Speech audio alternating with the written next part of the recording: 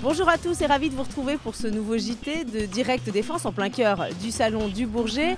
Au sommaire de cette édition, nous parlerons de l'aviation légère, de l'armée de terre avec le général Delamotte et puis sensation garantie avec des simulateurs de vol et de sièges éjectables que nous avons testés pour vous.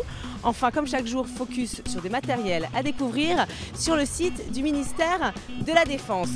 Mais tout de suite, je vous propose de faire un saut en 2025 pour une immersion dans le combat aérien du futur. C'est une première sur le stand du ministère de la Défense. En exclusivité, la DGA présente une démonstration interactive d'une mission avec drone de combat et Rafale. Regardez. Des drones de combat sans pilote associés au Rafale. Voici à quoi ressemblera le système de combat aérien du futur à l'horizon 2025. La complémentarité des aéronefs permettra de gagner en furtivité pour échapper à des systèmes de détection toujours plus évolués. Un environnement très changeant, très proliférant, avec des menaces qui vont se doter à cet horizon de 2025 d'un certain nombre de technologies qui rendent indispensable de disposer d'un outil adapté. Le projet de drone de combat, c'est une aviation plus connectée avec des réseaux de communication, des réseaux qui permettent aux plateformes de discuter entre elles, en quelque sorte une aviation de combat 3.0. Une nouvelle aviation de combat présentée pour la première fois à travers une démonstration interactive sur le stand du ministère de la Défense. Les équipes de la DGA ont imaginé un film qui plonge le visiteur en plein cœur d'une opération aérienne. On lance une mission d'un drone de combat et d'un Rafale pour aller détruire un lance-missile puis un centre de commandement. Le visiteur est acteur. Ce sera à lui de déclencher le tir une fois qu'il aura vu sur les images qu'il n'y a pas de risque de dommages collatéraux. Et donc là, on mettra vraiment en avant le fait que le système reste bien sous la supervision de l'homme et que l'homme reste au cœur du dispositif. Le projet de drone de combat est étudié depuis une dizaine d'années par plusieurs nations européennes, dont la Grande-Bretagne. Il devra être capable de neutraliser des cibles stratégiques hautement protégées. Alors, retour sur le stand du ministère de la Défense. Nous sommes aujourd'hui devant le pôle intervention et nous allons parler du MRTT. Alors, le MRTT, c'est un Airbus A330 qui joue un rôle décisif dans l'intervention des forces. Et pour en parler, je suis à côté d'Emeline de la DGA. Bonjour Emeline. Alors, est-ce que vous pouvez nous présenter ce MRTT ? Tout à fait. Le MRTT, c'est un programme qui est conduit par la Direction Générale de l'Armement. MRTT, ça signifie Multi-Role Tanker Transport. Donc, c'est un avion qui est basé sur un A330, mais qui est converti en Espagne chez Airbus Defence and Space pour devenir un ravitailleur en plus d'un avion de transport de fret et de passagers. Alors, qu'est-ce que ce programme a de plus que les autres programmes ? Alors ce programme, en fait, ce qui est vraiment bien avec lui, c'est que grâce à lui, c'est un avion qui va nous permettre d'augmenter les capacités de l'armée de l'air, parce qu'il réalise donc les missions des deux flottes que sont les ravitailleurs et les avions de transport. Donc on va pouvoir transporter jusqu'à 270 passagers, réaliser des missions d'évacuation médicale. Mais en plus, nous allons l'adapter de façon à ce qu'il puisse participer à la mission de dissuasion aéroportée, pour qu'il soit capable de transporter des blessés très lourds et également réaliser des missions de commandement et de communication. Très bien, merci beaucoup Emeline et très bon salon à vous. Alors pour s'entraîner, les pilotes ont en général recours à des simulateurs. Et bien notre journaliste Flora a enfilé sa tenue pour se mettre aux commandes d'un simulateur de vol. Sensation garantie, vous allez voir. Bonjour Émilie, comme tu le vois, je vais bientôt réaliser mon rêve. Je vais devenir pilote de Mirage 2000C. Bon, avant ça, il paraît que je dois faire quelques heures de simulateur. Ils sont derrière les simulateurs. Je vous emmène ? Bonjour mon capitaine, vous êtes pilote ? Oui, pilote dans l'armée. Il paraît qu'il y a des simulateurs ici, on peut essayer ? Oui, bien sûr. Attendez d'abord. On va vérifier votre taille. Voilà, parfait. 1m50 pour vous. À quoi sert ce simulateur ? Alors ce simulateur sert à la formation des élèves pilotes de l'armée de l'air pour leur apprendre les bases du pilotage, comment décoller un avion, le faire voler et le faire atterrir. Alors ici, rentrez par la gauche. Ici. Voilà, le pilote est placé à gauche. Un avion, ça se pilote avec un manche. Oui. Et ensuite des commandes de puissance, des commandes d'hélice et une commande de richesse. Donc On va faire un décollage de la piste 34, donc on va se mettre en configuration, les volets en position décollage. Alors les volets, qu'est-ce que c'est que les volets? Les volets, c'est des surfaces en bout d'aile D'accord. qui permettent d'agrandir ou de réduire la surface de l'aile Ah oui. pour le décollage et l'atterrissage. Et donc pour décoller, il faut quelle position? La position donc décollage, la position intermédiaire qui est celle-là. Alors on y va? Est-ce que vous êtes prête? Je suis prête. Voilà. Donc la main sur le manche, J'y suis. les pieds sur les palonniers. Ah, les j'ai des palonniers, petites jambes, hein. c'est pédales. Et D'accord. la dernière main sur les gaz. Très bien. Est-ce que ça va être possible? Voilà. Merci. Les gaz à fond. Voilà.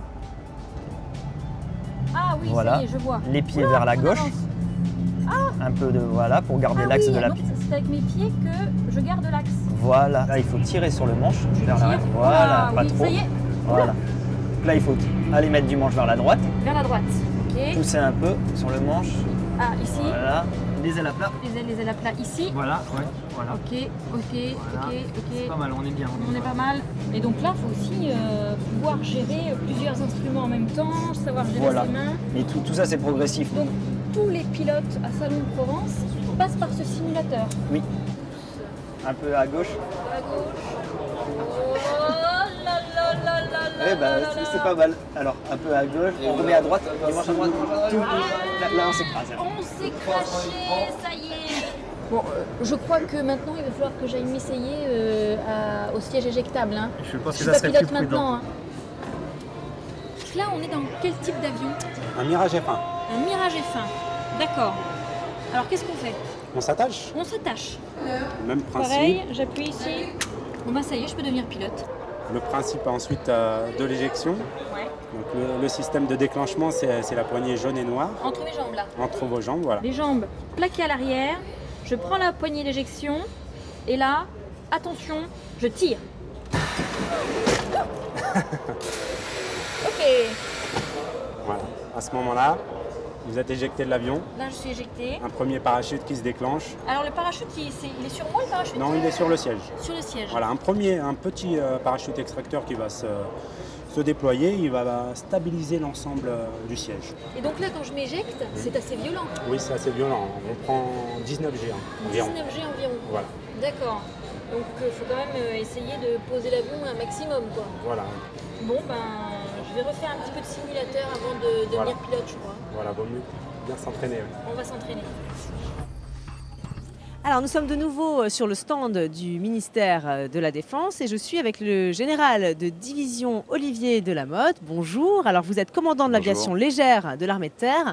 Avec vous, on va parler de l'ALAT qui regroupe les hélicoptères d'attaque et de manœuvre de l'armée de terre. Il constitue aussi l'une des armes au contact de l'adversaire. Alors général, on l'a vu, l'ALAT a récemment engagé ses premiers hélicoptères Tigre en version HAD en Centrafrique, d'ailleurs des hélicoptères que l'on peut voir sur le salon. Quelles sont les nouveautés apportées par ce nouveau standard? Effectivement, le Tigre, donc HAD, hélicoptère d'appui et destruction, en fait, comme son nom l'indique, d'abord il est fait pour la destruction. Donc la plus-value essentielle, c'est son missile. Donc le missile aujourd'hui Hellfire, on verra le successeur du Hellfire. Donc cette capacité qu'on a de tirer des véhicules de blindés, des véhicules à haute valeur ajoutée, des buildings. Et donc il était important pour nous qu'on ait cette version qui arrive enfin et qui sera en fait la version de référence ensuite de tout le parc Tigre. Donc il a en plus du missile une roquette plus efficace, dite à induction. Il y a remotorisation de l'appareil et le viseur qui est effectivement modifié pour intégrer le guidage du missile, donc qui est un guidage laser. Donc un appareil qui est beaucoup plus performant que le premier, même si la forme est la même, et notamment dans sa capacité de destruction. Alors on va parler, si vous voulez bien, de l'avenir de l'ALAT plus largement. Quelles sont les conséquences de la récente actualisation de la loi de programmation militaire?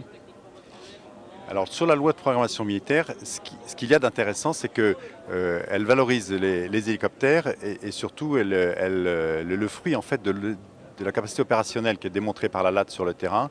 Et concrètement, le premier point, c'est sur le Tigre, la capacité Tigre en général. Il a été décidé d'augmenter le parc Tigre prévu de 7 appareils, tout simplement parce que vu l'emploi qu'on en fait, vu l'attrition, il faut le dire aussi, il semblait nécessaire d'avoir plus de Tigres que ce qui était prévu. Donc la loi de programmation militaire dit plus 7 Tigres. Concernant le Caïman, notre autre appareil donc de manœuvre, la loi de programmation militaire a identifié que les livraisons étaient assez lentes. Donc elle propose de rajouter 6 caïmans livrés en plus sur la période. Donc on a un plus 7 tigres d'un côté qui est un vrai plus du parc et un plus 6 caïmans qui est une augmentation de livraison. En tout cas, tout ça, c'est des signaux très positifs qui nous engagent et qui nous imposent d'avoir une belle capacité à développer derrière. Alors, un dernier mot, si vous voulez bien, sur la structure. Que pouvez-vous nous dire sur la structure aérocombat? Alors, dans le nouveau format de l'armée de terre voulu par le général Bosser, le projet dit armée de terre au contact, il y a le pilier au combat qui est une pièce maîtresse sur lequel veut s'inscrire ce projet au contact. Et le pilier au combat, c'est tout d'abord un commandant qui commande l'ensemble du pilier aux ordres du chef d'état-major de l'armée de terre. Il commande un ensemble d'une brigade aérocombat, donc on recrée complètement la 4e brigade d'aérocombat à partir des 3 régiments d'hélicoptères de combat. Et le commandement de l'école de la Latte qui rejoint aussi ce pilier. Donc un commandement comme à Latte, 2 grands ensembles, la brigade et l'école, plus au milieu le bataillon de soutien aéromobile qui vient donner toute sa cohérence en assurant le soutien en fait, de l'ensemble de ce pilier. Donc un beau projet devant nous à réaliser d'ici 2016. Très bien, on aura sans doute l'occasion d'en reparler. Merci beaucoup et très bonne journée à vous. Alors on va faire à présent un gros plan sur le programme SCOA. Alors SCOA, c'est un programme d'armement piloté par la DGA qui permet de protéger notre espace aérien contre d'éventuelles menaces. Je vous propose de le découvrir tout de suite en images. Chaque jour, 10 à 15 000 avions survolent le territoire français. Ils sont surveillés grâce au système SCOA, système de commandement et de conduite des opérations aérospatiales. Un programme d'armement majeur composé d'une 50aine de radars et de 4 centres de détection et de contrôle qui fusionnent les informations reçues en temps réel. En cas de menace aérienne, les radars permettent la détection d'un aéronef. Les données sont transmises à un centre de détection et de contrôle. Si l'aéronef est considéré comme douteux, le Centre national des opérations aériennes de Lyon peut déclencher une interception qui peut aboutir, dans le pire des cas, à la neutralisation de l'appareil.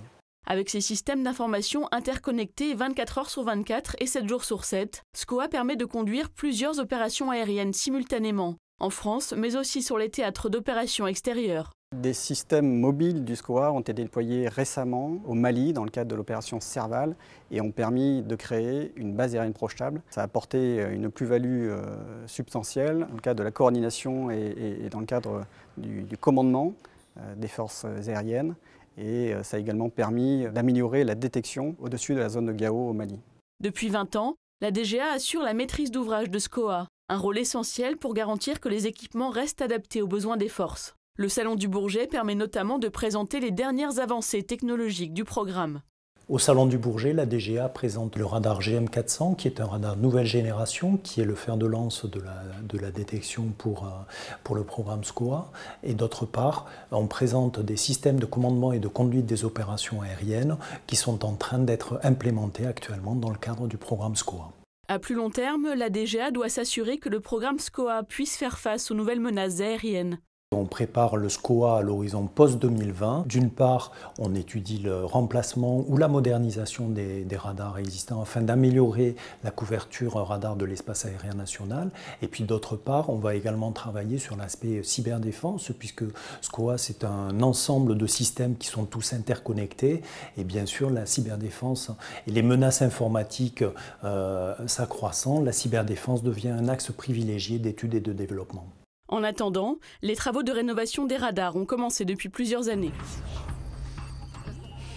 Alors on vient de se projeter dans le futur avec SCOA. On va maintenant faire un petit retour en arrière avec les hélicoptères de l'armée de terre, Gazelle, Puma ou encore Tigre. Ils ont été ces dernières années sur tous les théâtres des opérations extérieures.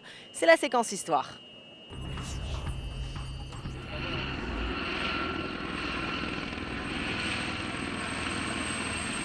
2009 est un millésime très important pour la Latte, pour 2 raisons. Une raison exogène qui est qu'à partir de 2008, où l'armée de terre s'est trouvée face à Ouzbin, donc un événement important dans une guerre qui s'avère très difficile, la décision est prise d'envoyer le Tigre en Afghanistan. Et tout d'un coup, le bataillon d'hélicoptères devient la pièce maîtresse de la mobilité des 2, à ce moment-là, GTA, Groupement Tactique Interarmes, qui sont projetés dans les vallées de Surobie et Capissa.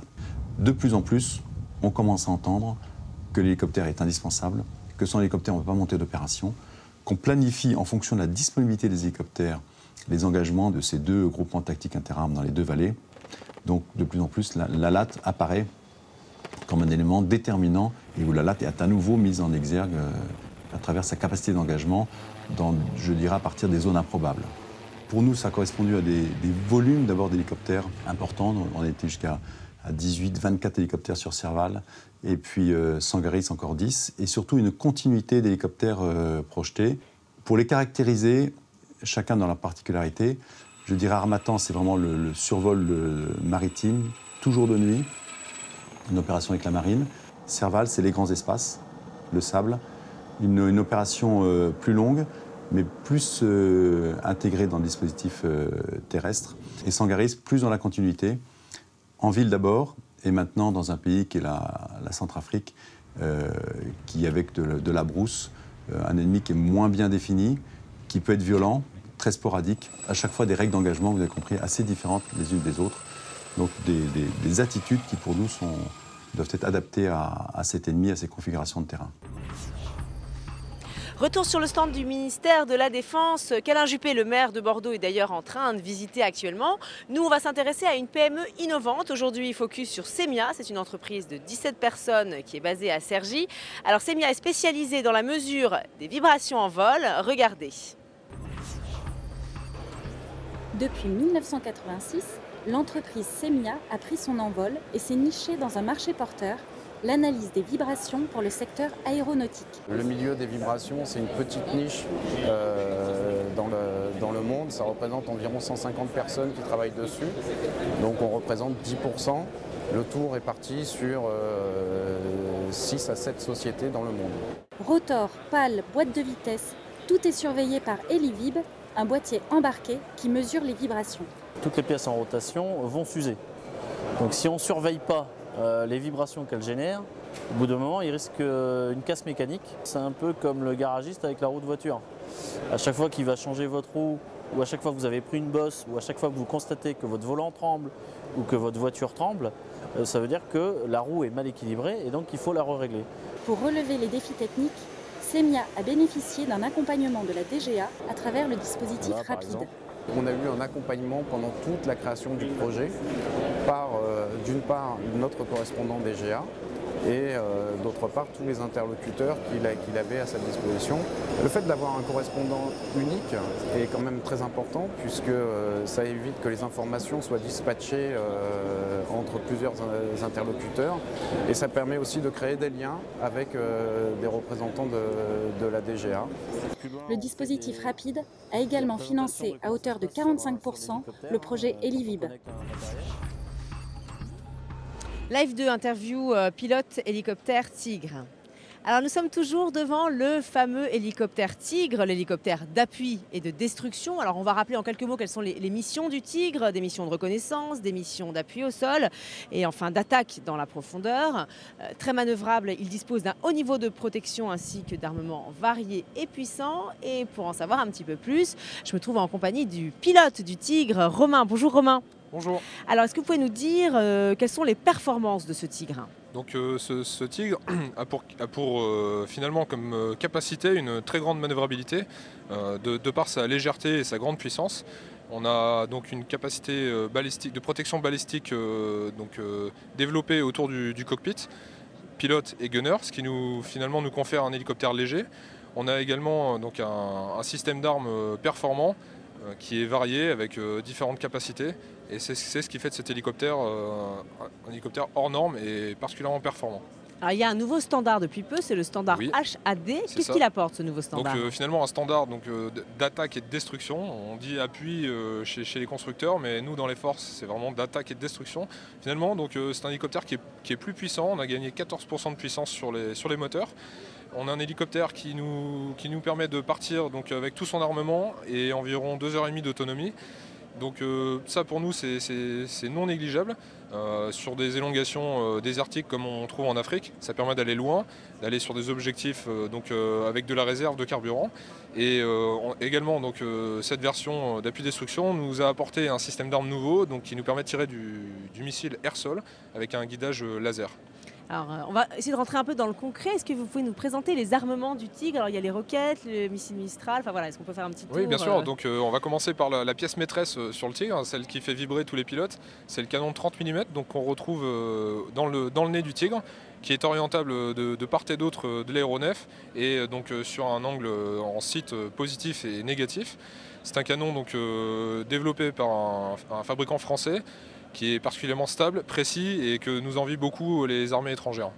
Alors, on va parler également de la roquette à précision submétrique. Alors, qu'est-ce qu'elle apporte de plus en fait par rapport aux roquettes traditionnelles? Donc, finalement, cette roquette qui n'a ni plus ni moins le même gabarit que la roquette traditionnelle, elle a un guidage laser, c'est-à-dire que finalement, on donne une tâche avec un gros laser très puissant sur un objectif et cette roquette va aller sur la cible. Ce qui nous confère finalement une précision telle qu'on l'aurait avec un missile. Alors, Tigre a-t-il déjà été engagé dans des opérations extérieures? Est-ce qu'on a déjà des retours d'expérience? Bien sûr, il a été engagé donc, sur plusieurs théâtres. Le premier, son baptême du feu, s'est fait en Afghanistan. Il a également été engagé donc, en Libye sur quelques mois. Et ensuite, il est parti en Afrique. Donc, on peut le retrouver actuellement au Mali et en Centrafrique. Notamment cette version qui est la version HAD uniquement en Centrafrique pour l'instant. Alors un dernier mot, Romain, un petit peu plus personnel, vous qui êtes pilote du Tigre, qu'est-ce que ça fait de piloter un tel engin? C'est sacrément gratifiant. Finalement, on est très peu. On a été au total une centaine de pilotes qualifiés sur Tigre. Comme a l'habitude de dire mon commandant Escari, c'est moins que le nombre de pilotes de Formule 1 au monde. Donc c'est vrai que pour nous c'est valorisant. Et après, en termes de pilotage pur, c'est vrai que l'hélicoptère étant performant et très manœuvrable, on s'autorise des configurations de vol qu'on ne pourrait pas avoir avec un autre hélicoptère plus classique. Un rêve de gosse finalement? Tout à fait. Ouais. Très bien, merci beaucoup Romain et bonne fin de salon. Alors voilà, c'est déjà la fin de Direct Défense. Merci de nous avoir suivis, on se retrouve bien sûr demain. Et en attendant, on se quitte sur ces images de la cérémonie de remise de décoration aux aviateurs de l'US Air Force qui ont sauvé, vous le savez, leurs collègues de la catastrophe d'Albacete. Hier, c'était Jean-Yves Le Drian en personne qui a remis notamment la Légion d'honneur au sergent Schwarz. Très bonne journée et à demain.